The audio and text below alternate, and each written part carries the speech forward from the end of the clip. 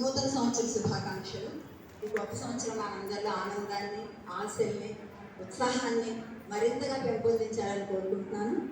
ఈ సప్తశక్తి సంఘంలో మమ్మల్ని ఆహ్వానించినందుకు బీవీకే వారికి ధన్యవాదాలు తెలియజేసుకుంటూ, ఇక్కడ ఒక అద్భుతమైన దృశ్యాన్ని చూశాను. చాలా ఆనందం అనిపించింది. పూర్వ విద్యార్థిని సత్కరించడం, ఆవిడ అన్నింటిలో రాణిస్తున్నారు. ఆవిడని ఈరోజు సభాముఖంగా అందరి ముందు సన్మానించడం అనేది కళాశాల ముఖ్యమైన గౌరవంగా నేను భావిస్తున్నాను. సరే, ఈ సమయం అనేది చాలా అవసరం మనకి. ఇప్పుడు దేశ అభ్యున్నతిలో మహిళల పాత్ర, దీనికి నేను అంటే మేడం కనకమహర్షి గారు చక్కగా కుటుంబాల్లో స్త్రీలు ఎలా ఉండాలి ఆ విషయాల మీద ఆవిడ ప్రస్తావించారు. నేను దాని మీద అట్టే ఫోకస్ పెట్టకుండా మన దేశ అభ్యున్నతి ముందుకు వెళ్ళాలంటే, దేశం ముందుకు వెళ్ళాలంటే మహిళగా మన కర్తవ్యం ఏంటి, అన్నింటిలోకి చాలా ముఖ్యం సమయం. టైం సెన్స్ అనేది చాలా అవసరం. ఏ కార్యక్రమమైనా మొదలు పెట్టాలన్నా, ఏది చేయాలన్నా మనం సమయానికి అక్కడికి వెళ్ళాలి, సమయానికి మొదలవ్వాలి, మళ్ళీ ఇంకో చోటుకి వెళ్ళడానికి కాలాతీతం కాకుండా చూసుకోవాలి. ఈ టైం ప్లానింగ్ మేడంకి కూడా లేట్ అయిపోతాను, కానీ కార్యక్రమాన్ని కొంచెం వాడు మార్చుకోవాల్సి వచ్చింది. ఎనీవేస్, మీరందరూ కూడా ఈ కార్యక్రమానికి రావడం, మమ్మల్ని వినడం చాలా ఆనందంగా ఉంది. ఈ టైం అనేది చాలా అవసరం. ఏ పని చేస్తున్నా సరే, ముఖ్యంగా దేశాన్ని ముందుకు తీసుకెళ్లాలన్నా, సమాజాన్ని ముందుకు తీసుకెళ్లాలన్నా సమయాన్ని మనం గౌరవించాలి. సమయాన్ని గౌరవిస్తే సమయం కూడా మనం గౌరవిస్తాం. ఈ స్త్రీలు అంటే ఈ మహిళల పాత్ర ఎలా ఉండాలి ఈ దేశ అభ్యున్నతిలో అంటే, కుటుంబం అనేది సమాజానికి చాలా అవసరం. మంచి కుటుంబం వల్ల మంచి సమాజం ఏర్పడుతుంది. ఆ మంచి సమాజం వల్ల మంచి దేశం వస్తుంది. అలాగే స్వామి వివేకానంద చెప్పినట్టు, ఒక పురుషుడు విద్యావంతుడైతే కేవలం అతనికే పరిమితం, స్త్రీ విద్యావంతురాలైతే తరతరాలకి పనికి వస్తుంది అని చెప్పారు. అది ఎప్పుడో చెప్పినా సరే, మనం మనుధర్మ స్మృతిని కూడా చూసినట్టయితే మను చాలా అద్భుతంగా వర్ణించారు స్త్రీకి ఉండవలసిన లక్షణాలను.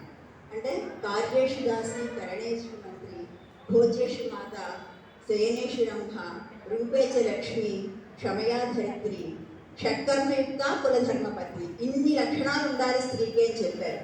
వీటిలో మనం ఎన్నింటిని ఫాలో అవుతున్నాం, ఎన్నింటిలో మనం మమేకమై ఉన్నాం, కుటుంబాన్ని ఎలా ముందుకు తీసుకెళ్తున్నాం, చాలా అవసరమైన విషయాలు నేను మీకు చెప్పాలనుకుంటున్నాను. మీలో చాలామంది హౌస్ వైఫ్స్ అయి ఉండొచ్చు, అంటే ఉద్యోగం చేస్తూ గృహిణులుగా రెండు రకాలుగా ధర్మాన్ని నిర్వర్తిస్తున్న వాళ్ళు ఉండొచ్చు. వర్క్ లైఫ్ బ్యాలెన్స్ మీద దృష్టి పెడుతున్నారా లేదా అది మనం ఆలోచించాలి. అన్నిటికంటే ముఖ్యంగా మహిళ తన ఆరోగ్యం మీద దృష్టి పెట్టాలి. జనరల్గా ఎలా ఉంటుందంటే, అందరూ తిన్నాక మిగిలితే తినడం, లేదంటే సాక్రిఫైస్ చేసేస్తారేమో వాడు తినాలి, పిల్లాడికి కొంచెం కూర ఇష్టం అంటే వాడికే ముందు పెట్టేసి తను పర్వాలేదు నాకు బాగానే ఉంది అనుకోవడం, ఇలాగా తనకి తాను నచ్చ చెప్పుకుంటూ చాలా కోల్పోతుంది. అలాగే ఏదైనా పని చేయాలనుకున్నా ఇతరుల వాళ్ళ అభిప్రాయం మీద ఆధారపడి, అంటే సెల్ఫ్ డెసిషన్ మేకింగ్ పవర్ అనేది ఉండట్లేదు ఆడవాళ్ళలో. ఆవిడ ఉద్యోగస్తురాలు అవ్వచ్చు, గృహిణి అవ్వచ్చు, చాలా విషయాల్లో ఆడవాళ్ళు కాంప్రమైజ్ అయిపోతున్నారు. ఆ కాంప్రమైజ్ అనేది అవసరమే, కానీ ఎంతవరకు అవసరం? ఆవిడ ఆరోగ్యాన్ని పక్కన పెట్టి అంత అవసరం లేదు. కుటుంబంలో అందరి ఆరోగ్యాలు, అందరి గురించి ఆలోచించాల్సిన బాధ్యత స్త్రీలదే. అమ్మగా, అక్కగా, చెల్లిగా, కూతురుగా, భార్యగా, ఎన్నో రోల్స్. అన్నింటిలోకి ఉదాత్తమైనటువంటి పాత్ర ఏది అంటే స్త్రీకి అమ్మతనంలోని గమ్మతనం చాలా గొప్పది. అలాంటి అమ్మకి మనం ఎంతవరకు దాన్ని మనం న్యాయం చేస్తున్నాం? అమ్మ పాత్రకి మనం చేసే పనులతో పాటు మన పిల్లల్ని మనం ఎలా పెంచుతున్నాం, వాళ్ళ యొక్క భావోద్వేగాన్ని మనం పట్టించుకుంటున్నామా లేదా? అపార్ట్మెంట్ కల్చర్ వల్ల అదొకటి అవ్వచ్చు. చాలామంది ఇప్పుడు ఈ అంతర్జాల మాధ్యమంలో పడిపోయి, ఈ సోషల్ మీడియా, వాట్సాప్ వాటిల్లో ఆ ప్రపంచంలో మునిగిపోతున్నారు. అమ్మ తిందా, అమ్మ వచ్చిందా, అమ్మ పెట్టిందా లేదా, ఏది అక్కర్లా, బయట తిండు. వీటన్నిటినీ కూడా నిగ్రహించాల్సింది, నియంత్రించాల్సింది ఆడవాళ్ళు. దీనికి కావాల్సిన ముఖ్యమైన విషయాలు ఏంటంటే, మీలో ఉంటే ఓకే, లేకపోతే పెంచుకోవడానికి ప్రయత్నం చేయండి. 3 C's గురించి చెప్తాను. అది కాన్ఫిడెన్స్, సెల్ఫ్ కాన్ఫిడెన్స్ అనేది, ఆత్మవిశ్వాసం చాలా అవసరం ఆడవాళ్ళకి. అంటే అది ఓవర్ కాన్ఫిడెన్స్ కాకూడదు. పని చేసేటప్పుడు ముందుగా ప్లానింగ్ అన్నది అవసరం. రేపు ఏం చేయాలి అన్నది ముందు రోజే ఆలోచించుకోవడం, కాన్ఫిడెంట్గా ముందుకు వెళ్ళాలి. రెండోది క్రియేటివిటీ, కొత్తగా ఆలోచించాలి. కొత్తదనం ఏం చేయగలుగుతాం? ఇప్పుడు మనం వంట ఎప్పుడు ఒకే రకం చేస్తే బోర్ కొట్టేస్తుంది కదా, మనకే బోర్ కొడుతుంది ముందు. సో క్రియేటివ్గా ఆలోచించాలి. ఏ పని చేసినా ఒక ఇంటిని అలంకరించుకున్నా, మనం తయారైనా, మన ఇంటిని పెట్టుకున్నా, మన పిల్లలకి చేసినా, వంట చేసినా, ఏదైనా సరే క్రియేటివిటీ అనేది చాలా అవసరం. ప్రతిరోజు మనం అద్భుతంగా కనిపించాలి. ప్రతిరోజు మన ఆలోచన అవ్వచ్చు, మనం చేసే పని కూడా అద్భుతంగా, ఇంట్రెస్టింగ్గా మనకి అనిపించాలి. అవతల వాళ్ళ కోసం కాదు, మన కోసం మనం బతకాలి. మూడోది కమ్యూనికేషన్. మూడో సి క్రియేటివిటీ, కాన్ఫిడెన్స్, కమ్యూనికేషన్. అదే లోపిస్తోంది ఈ రోజుల్లో. మాట్లాడటం, అవతల వాళ్ళకి మన మ్యాటర్ పెడుతోందా లేదా, కరెక్ట్గా మనం సంభాషిస్తున్నామా, మనం సరిగ్గా కన్వే చేయగలుగుతున్నామా విషయాన్ని. అది ఒక టీచర్గా అవ్వచ్చు, ఒక తల్లిగా అవ్వచ్చు, ఒక స్త్రీగా అవ్వచ్చు. ఖచ్చితంగా మన కమ్యూనికేషన్ బాగుండాలి, బాడీ లాంగ్వేజ్ బాగుండాలి. ఇవన్నీ కూడా అది ఇంట్లో ఉన్న వాళ్ళకైనా వర్తిస్తుంది. అంటే అత్తగారు మామగారితో ఎలా ప్రవర్తించాలి వాళ్ళు మనతో ఉన్నట్టయితే. ఎందుకంటే మిమ్మల్ని చూసి మీ పిల్లలు నేర్చుకుంటారు. మీరు వాళ్ళని ఎసడిస్తూ మాట్లాడితే ఇలాగే మాట్లాడాలి. మీకు అనుకోవచ్చు మీరేదో చిరాకులో అన్నారు అని, కానీ వాళ్ళకి అది అర్థం కాదు. వాళ్ళు జస్ట్ ఇమిడియేట్ యూ. పేరెంట్స్ని చూస్తారు, అమ్మకి ఇష్టం లేకపోతే వాళ్ళకి ఇష్టం ఉండదు, అంతే. దానికి ఎందుకు అలా ఉంటుందో తెలియదు. అమ్మ అంటే ఇష్టం, అమ్మే వాళ్ళ ప్రపంచం. అమ్మకి నచ్చదు, పిల్లలకు కూడా నచ్చదు. అలా కూర మీరు ఏదైనా చేసినప్పుడు మీకు నచ్చదని చెప్పి తప్ప నాకు ఇష్టం లేదు కూర, కానీ బాగుంటుంది తిను అంటే ఎవరో. అమ్మకి ఇష్టం లేదు కాబట్టి నాకు ఇష్టం లేదు. కాబట్టి గుడ్డిగా వాళ్ళు మిమ్మల్ని ఫాలో అవుతారు. కాబట్టి మీ సంస్కారాలు, విలువలు, సంస్కృతి ఇవన్నీ కూడా they are the true ambassadors అనుకుంటాను. స్త్రీలు అనేవాళ్ళు సమాజంలోని, కుటుంబంలోనూ సరైనటువంటి సాంస్కృతిక రాయబారులు. అంటే సంస్కృతిని పంచేది, పెంచేది స్త్రీలే. కాబట్టి మనం కొంచెం ఈ మూడు విషయాలు జాగ్రత్తగా ఉందాం. ఒకటి కాన్ఫిడెన్స్, ఆత్మవిశ్వాసం అనేది ఉండాలి. చాలా మందికి లోపిస్తుంది. ఏ పని చేయాలన్నా భయం. అమ్మో అక్కడ మీటింగ్ ఉందిట, అమ్మో ఎవరు వస్తారా, పక్కింటే ఉంటుంది, మీరు వస్తారా, నాకు ఒక్కదాన్ని వెళ్ళాలంటే భయంగా ఉంది. ఎక్కడికి వెళ్ళాలన్నా మనకు ఒక తోడు కావాలి, వాళ్ళు వస్తే మనం వస్తాం. అలాగే ఏది కొత్తగా మనం ఆలోచించాం, ఎప్పుడూ ఒకటే మోసపోసినట్టు ఒకలాగే వెళ్ళిపోతూ ఉంటాం. అది కూడా మానుకోండి. కమ్యూనికేషన్ చక్కగా, అంటే కమ్యూనికేషన్ అంటే ఇంగ్లీష్ అనే కాదు, ఏ భాష అయినా సరే మీ మాట అవతల వాళ్ళకి అర్థమయ్యేలాగా సరిగ్గా మీరు చెప్పే ప్రయత్నం చేయండి. మీరు చెప్పామనుకుంటారు కానీ అవతల వాళ్ళకి అర్థం కాదు. పని మనిషితో అయినా సరే, ఒక కార్పెంటర్తో అయినా సరే, ఒక పేరెంట్ టీచర్ మీట్లో టీచర్తో అయినా సరే, మీ పిల్లలతో అయినా సరే, కుటుంబంలో మీ సంభాషణ అనేది కరెక్ట్గా అవతల వాళ్ళకి అర్థమయ్యేలాగా కన్విన్సింగ్గా ఉండాలి. వాళ్ళు మెచ్చుకునేలాగా కొట్టినట్టు మాట్లాడకూడదు. కొంతమంది స్త్రీలు ఎలా మాట్లాడతారో అర్థం కాదు. వాళ్ళు సమవయస్కులైనా వాళ్ళ తోటి ఉద్యోగస్తులైనా సరే కొంచెం వాళ్ళు అనుకున్నది వెంటనే చెప్పేయాలనుకొని కరెక్ట్గా మాట్లాడతారు. దానివల్ల కేవలం ఆ పర్టికులర్ పర్సనే కాదు, చుట్టుపక్కల వాళ్ళకి కూడా బాధ అనిపిస్తుంది. అందుకే తులసీదాస్ గారు చెప్తారు, తులసి మీఠే వచనతే సుఖముపజత్ సుఖమోర్ వశీకరణే మంత్ర హై పరిహర్ వచన కఠోర్. తులసీదాస్ గారి పద్యం. అంటే నేను హిందీ లెక్చరర్ కాబట్టి హిందీలో ఒక పద్యం చెప్పాను.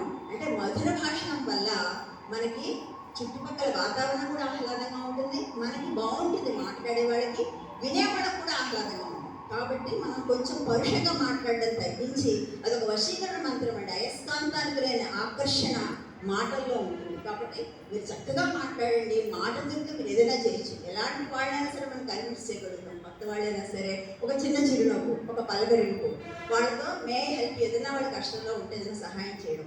ఈ రకంగా మీరు ప్రతిరోజు ఒక అఫర్మేషన్ ఇచ్చుకొని చక్కగా అందరితోనూ కలిసి ఉండే ప్రయత్నం చేయండి. అలాగే విడవలసినటువంటి కూడా 3 Cలు ఉన్నాయి.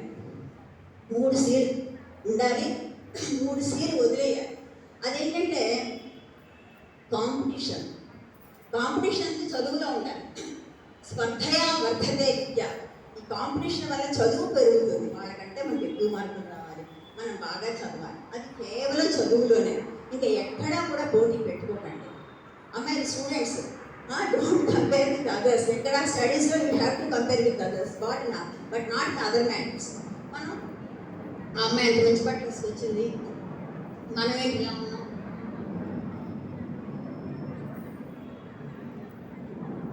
ఉద్యోగాల్లో వాటిలో కాకుండా పనిలో పోల్చుకోవడం. ఉద్యోగస్తులైతే వాళ్ళకి ఎందుకు ఇంత ఇంక్రిమెంట్స్ వస్తున్నాయి, ఎందుకు వాళ్ళని పొగుడుతున్నారు మేనేజ్మెంట్ అంటే వాళ్ళలో ఏదో ఉంది, అది మనం కల్టివేట్ చేసుకోవాలి. కాంపిటీషన్ అనేది అలా ఉండాలి. నెక్స్ట్ కంపారిజన్ మానేయండి. ఎక్కువగా మనకు వచ్చే సమస్యల్లా కంపేర్ చేసుకుంటాం. కంపేరింగ్, అవతల వాళ్ళతో పోల్చుకోవడం. Next expectations. మనకి చాలామందికి ఉన్నటువంటి దరిద్రమైనటువంటి బాధాకరమైనటువంటిది ఏంటంటే మనకి ఎక్స్పెక్టేషన్స్ ఉంటాయి. మనకి ఇలా ఉండాలి, ఇలా జరగాలి అని కోరుకుంటాం, కానీ అది జరగదు. వాటిని అంచనాలు అంటారు. అంచనాలు మనం ముందే మనం అనుకుంటామంటే మనం చాలా కరెక్ట్, మన ఆలోచన కరెక్ట్, అవతల వాడు కరెక్ట్గా లేరు అని మనం అనుకుంటాం. అంత సహజం, ఎవరిమైనా అంతే. మన వరకు వస్తే కానీ మనకు తెలియదు. మనల్ని ఆర్గనైజ్ చేయమంటే నా పని చేయలేం, కానీ అవతల వాడు అనడం చాలా ఈజీ. కాబట్టి ఎప్పుడు కూడా ఎక్స్పెక్టేషన్స్ పెట్టుకోకండి. మెయిన్గా ఫ్యామిలీలో ప్రాబ్లమ్స్ రావడానికి కారణం భర్త నుంచి ఏదో ఎక్స్పెక్ట్ చేస్తుంది ఇవిడ. అంటే ఆయన రావాలి, పుట్టినరోజుకో గిఫ్ట్ ఇవ్వాలి, సరదాగా ఇంకో సర్ప్రైజ్ ఎక్కడికో తీసుకెళ్ళాలి, సర్ప్రైజ్ గిఫ్ట్లు కొనాలి. జరగవు, సినిమాల్లో ఉంటాయేమో, ఉండదు. అర్థమైందా? అలాంటివి జరగనప్పుడు ఆశలు ఉంటే ఆశాభంగాలు కూడా రెడీ అయిపోతుంది. మీరు ఆశలు పెట్టుకుంటే same time get ready for depression. ఆశాభంగాలు కూడా, ఎక్స్పెక్టేషన్స్ ఎప్పుడూ కూడా జరగవు. కాబట్టి అసలు ఎక్స్పెక్టేషన్స్ లేవనుకోండి, మీకు వస్తే ఒక బోనస్, ఊహించని వస్తే అంత బాగుంటుంది కదా, ప్లెజెంట్ సర్ప్రైజ్. అందుకని మీరు ఎప్పుడు కూడా ఈ భగవద్గీతలో కూడా అదే చెప్తారు, కర్మణ్య బాధికారస్తే మా పరేష్ కదాచన.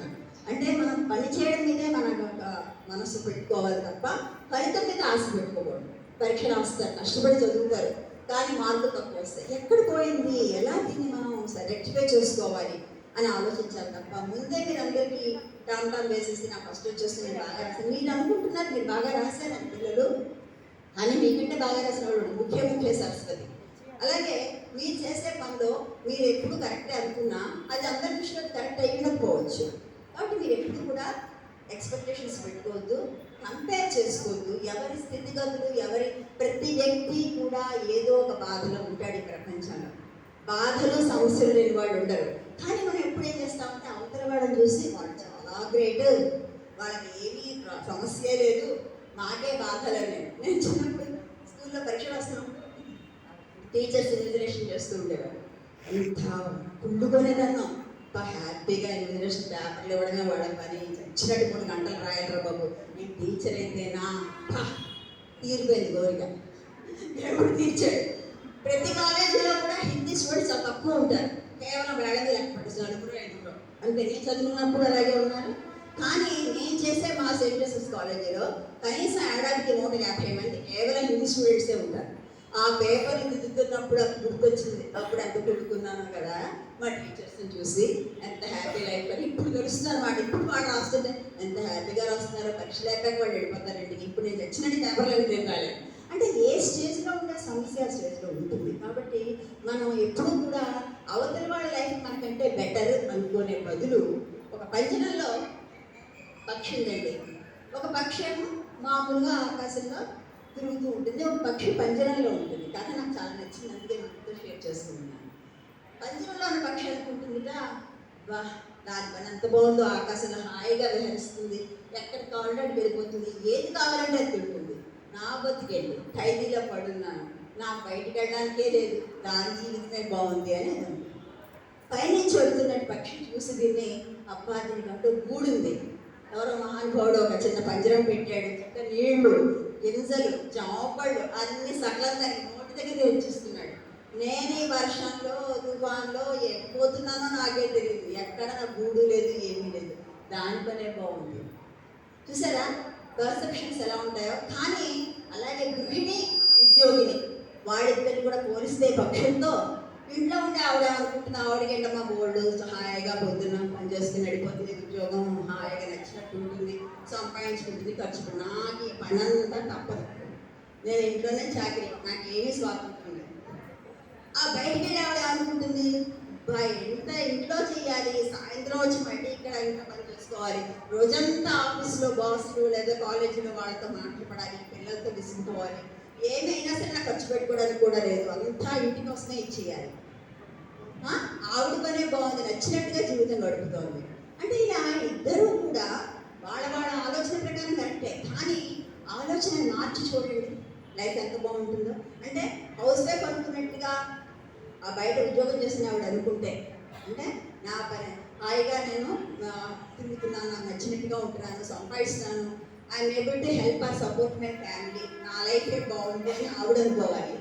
ఇంట్లో ఉన్నప్పుడు కూడా పాపం పొద్దునగా పోతుంది, సాయంత్రానికి వస్తుంది, ఏం తింటుందో ఆ వేయడం కూడా పెద్ద హాయిగా నాకు టైంకి తింటున్నాను, డబ్బులు నా చేతిలోనే ఉంటాయి, ఏది కావాలంటే ఖర్చు పెట్టుకున్నాను. అలా మనం కొంచెం ఆలోచన విధానాన్ని మార్చుకోవాలి. ఎప్పుడైనా సరే కంపారిజన్ అనేది చాలా చాలా ఇబ్బందులకు దారితీస్తుంది. కాబట్టి కంపేర్ చేసుకోకండి ఎవరితోనూ.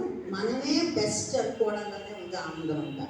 ఇతరులతో పోల్చుకొని, ఎందుకంటే వాళ్ళే సమస్యగా ఉన్నారో మనకు తెలియదు, నిజంగా తెలియదు. ఈ రకంగా ఆత్మవిశ్వాసాన్ని పెంచుకుంటూ, కంపారిజన్ మానేస్తూ, మన పని ఏంటి అన్న దాని మీద మనం దృష్టి పెట్టాలి, లక్ష్యం మీద దృష్టి పెట్టాలి. ఫ్యామిలీలో ఎప్పుడూ కూడా మెయిన్గా పిల్లల పెంపకంలో ఇందాక చెప్పాను, తల్లి ఎలా ఉంటే పిల్లలు అలాగా ఉంటారు.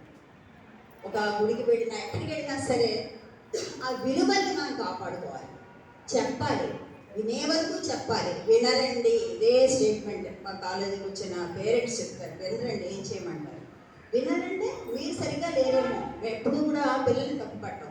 మన యొక్క పెంపకం అలా ఉంటే పిల్లలు కూడా అలాగే ఉంటారు. విదేశాల్లో కూడా అద్భుతంగా ఉంటున్నారండి పిల్లలు. మన కల్చర్ చాలా రక్షిస్తున్నారు. విదేశాలకు వెళ్ళినప్పుడు మనం అనుకుంటాం అందరూ చిన్న బట్టలు వస్తుంది, కానీ అక్కడికంటే ఇక్కడ అలా కనిపిస్తుంది.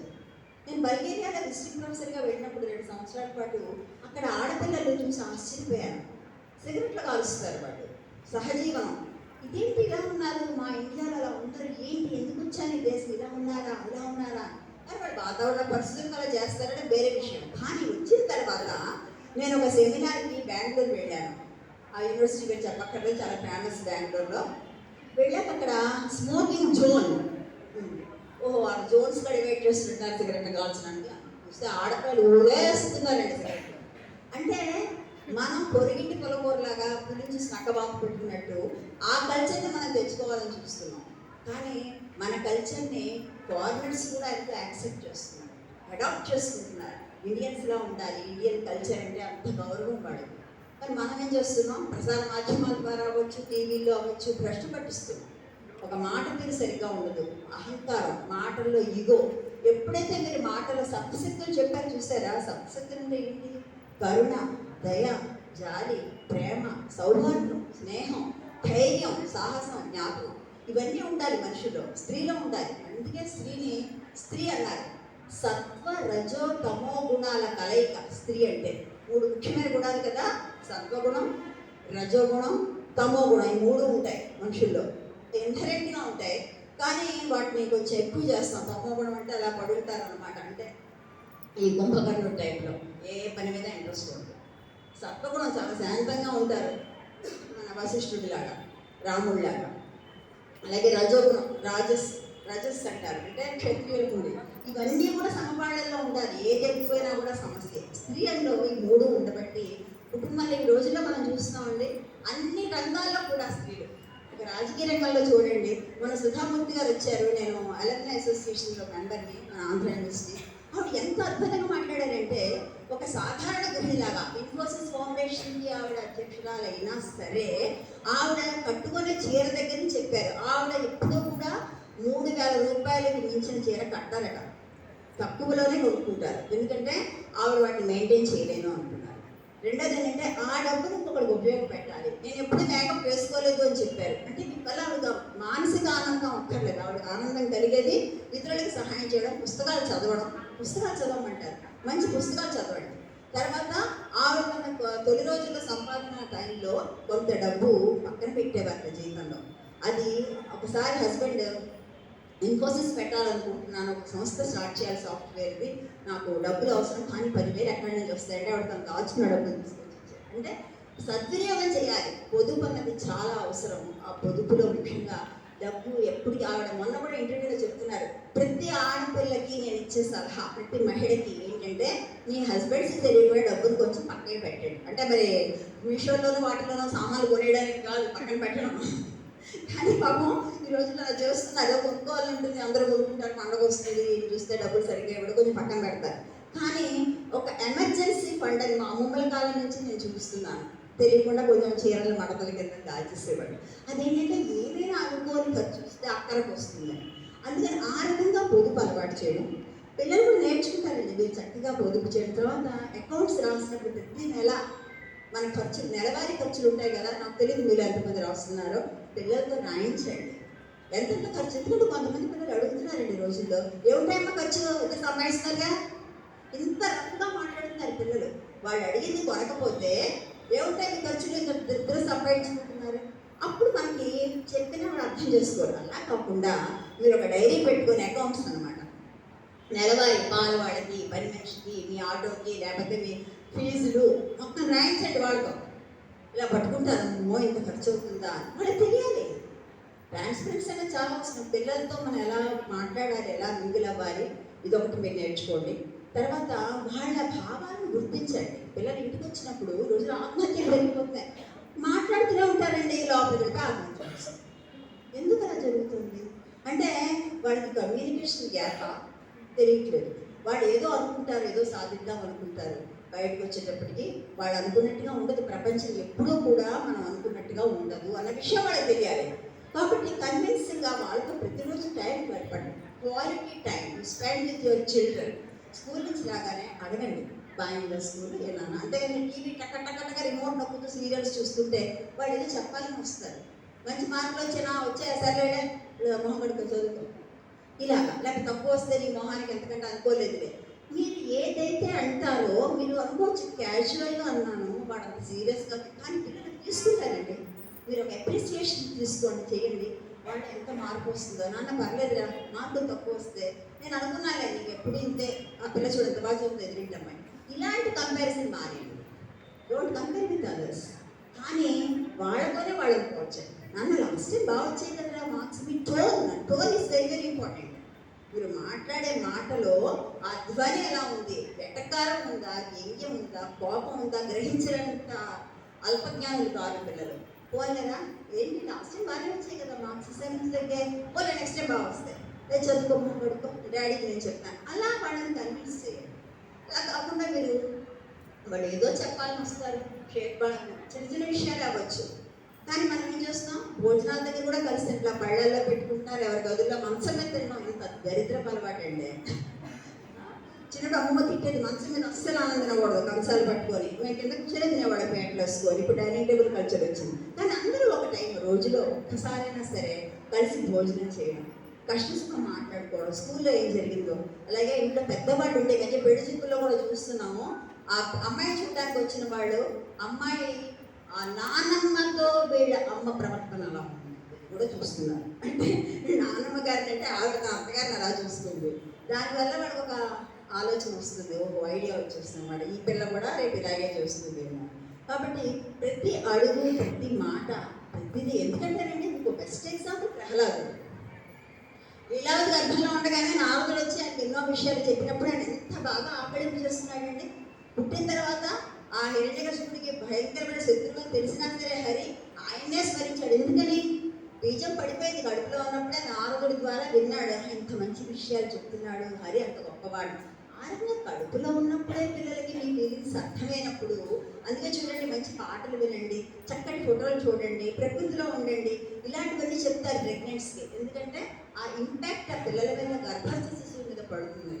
అలా కడుపులో ఉన్నప్పుడే పడినప్పుడు బయటకు వచ్చిన తర్వాత మనం ఏమి ఇస్తున్నాం పిల్లలకి, మన ప్రవర్తనతో ఏం నేర్పిస్తున్నాం. మీరు ఏం చేస్తే, మీరు ఎలా ఉంటే అలాగే వాళ్ళు బిహేవ్ చేస్తారు. ఎందుకంటే గాంధారిని ఒకసారి, గాంధారి తన 9 కొడుకుల్ని కూడా కృష్ణుడి వల్ల పాండవుల చేతిలో హతమవుతారు కదా, అప్పుడు తిడుతుంది ఆవిడ గాంధారి, నీ కళ్ళు చల్లబడ్డాయా కృష్ణ, నీ కళ్ళు చల్లబడ్డాయా, 100 మంది కొడుకుల్ని పొట్టన పెట్టించావు కదా, నాకంటూ పిల్లలు లేకుండా చేసావు, ఇప్పుడు నీకు ఆనందంగా ఉందా? స్ఫూర్తిగా అడుగుతుంది ఆవిడ. ఒకటే మాట అంటాడు శ్రీకృష్ణుడు, అమ్మ తల్లి దృష్టి పడని వాడి మీద భగవంతుడి దృష్టి కూడా పడదు. ఆవిడ కళ్ళు చక్కగా కనిపిస్తాయి, కానీ ఏం చేసింది ఆవిడ, మహాపతికి అనుకోవాలని ధృతరాష్ట్రుడికి కళ్ళు లేవు కాబట్టి తనకు కూడా కళ్ళగంతులు కట్టేస్తుంది. దానివల్ల ఏమైంది, ఆ పిల్లలు ఏం చేస్తున్నారు, ఎలా ఉన్నారు, ఏది కూడా పట్టించుకోలేవు. అందుకని సృష్టి ఎప్పుడు బాగానే ఉంటుంది, మన దృష్టి దోషమే ఉంటుంది ఎక్కడైనా. అక్కడ ఎప్పుడైతే తల్లిని వాళ్ళు అంటే తల్లే పట్టించుకొని పిల్లల్ని, దేవుడు ఎందుకు పట్టించుకుంటాడు? కాబట్టి ఏదైనా సరే తల్లిదే బాధ్యత. ఎలాంటి వాడు నా ఫ్యామిలీలో తండ్రి సరిగ్గా లేకపోవచ్చు, లేక ఉత్తముడు అవ్వచ్చు, ఇంకా మిగిలిన వాళ్ళందరినీ ఒక ఎత్తండి. మనం ఫ్యామిలీకి యాక్సెస్ లాంటి వాడు. చక్రానికి అక్షం ఉంటుంది కదా మధ్యలో యాక్సెస్, ఎలాగో మనం కూడా అలాగే ఉండాలి. కాబట్టి మన పిల్లల్ని సరిగ్గా తీర్చిదిద్దే ప్రయత్నం చేద్దాము, వాళ్ళకి బెస్ట్ మనం ఇవ్వాలి. ఎందుకంటే ఈ రోజుల్లో ఎక్కువ కాలం ఉండరు మనతో పాటు పిల్లలు కదా. 10th క్లాస్ అవగానే కాంపిటీషన్, మనకి ఇంజనీరింగ్, మెడిసిన్, మంచి కాలేజ్. ఈ రోజుల్లో మనం, మా ఫ్రెండ్ చెప్తుంది బెంగళూరులోనే ఉంటుంది, పిల్లల్ని హాస్టల్లో పెట్టి. ఏంటంటే అమ్మ 20 కిలోమీటర్లే బాబు, ఎలాగా వాడుతూను అందుకని హాస్టల్లో పెట్టేసాం, వారానికి ఒకసారి వస్తాం. ఈ రకంగా అందరూ చివరికి ఏకాకులు అయిపోతున్నాం. పెద్దవాళ్ళని ఎక్కడో పెట్టేస్తున్నాం, పిల్లల హాస్టల్, ఇంకా చిన్నపిల్లలైతే గేర్ సెంటర్లు, ప్రేమ అభిమానాలు ఎలా వస్తాయండి? కాబట్టి మనం అన్ని జాగ్రత్తగా, పిల్లలు ఉండేది మన దగ్గర కొంతకాలమే కాబట్టి వాళ్ళ కట్టుబాట్లు. ఈ రోజు అమ్మాయిలు పెళ్ళిళ్ళకి ఇష్టపడటం అదో విషయం ప్రస్తావిద్దాం అనుకుంటున్నాను. పెళ్ళిళ్ళు చేసుకోరు, ఇష్టం లేదు, ఇండిపెండెంట్గా ఉంటారు. మా పెళ్ళొద్దు, వాళ్ళు చేసుకున్న కొన్నాళ్ళలోనే వాడు విడిపోవడాలు, అంటే ఇగో ప్రాబ్లం, ఇగో క్లాష్. నెక్స్ట్ కొందరికి పిల్లల కంటే ఇష్టం ఉండదు. ఏంటో మరి ఏమైపోతుందో దేశం. ఒకప్పుడు ఇద్దరు లేక ముగ్గురు అనేవారు, తర్వాత ఒకళ్ళు ఇప్పుడు నన్నులోకి వచ్చారు. ఎవరు లేకపోయినా పర్వాలేదు, మేము ఎంజాయ్ చేయాలి, ఎంజాయ్. ఈ రకమైనటువంటి మనస్తత్వాన్ని మీరు వాళ్ళలో కలగకుండా వాళ్ళకి సరైన విద్యాబుద్ధులు నేర్పిస్తూ విలువల్ని మీరు మెయిన్గా వాళ్ళకి వచ్చేలాగా చేస్తే దేశాభ్యున్నతిలో మహిళల పాత్ర చాలా కీలకమని మీరే చెప్పక్కర్లేదు. అంతరిక్షానికి వెళ్ళిపోతున్నారు స్త్రీలు, రాజకీయాల్లో చాలా ఎదుగుతున్నారు. అలా సామాజిక రంగంగా, వ్యవసాయ రంగంలో, ఏ రంగంలో చూసినా స్త్రీలు ఎక్కడ అభివృద్ధి తగ్గే స్థితిలో లేరు. కాబట్టి ఇంకా ముందుకు వెళ్ళాలంటే ఒక మంచి కుటుంబాన్ని తయారు చేసుకుని తల్లి గ్యారంటీగా మంచి సమాజానికి, మంచి దేశ నిర్మాణానికి కూడా ఆవిడ కీలకమవుతుంది. దీంట్లో మీరందరూ ఇచ్చేసినందుకు, వచ్చినందుకు, విన్నందుకు మరీ ధన్యవాదాలు తెలియజేసుకుంటూ ఈ అవకాశాన్ని ఇచ్చినటువంటి భారతీయ విద్యా కేంద్రానికి మనస్ఫూర్తిగా ధన్యవాదాలు, శుభాకాంక్షలు.